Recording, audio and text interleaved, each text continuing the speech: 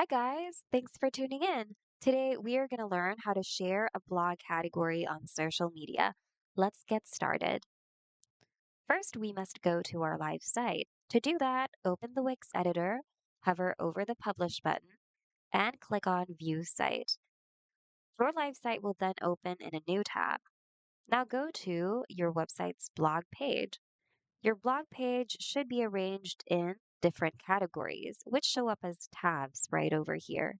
Go to the category you'd like to share and copy its URL from the address bar of your browser.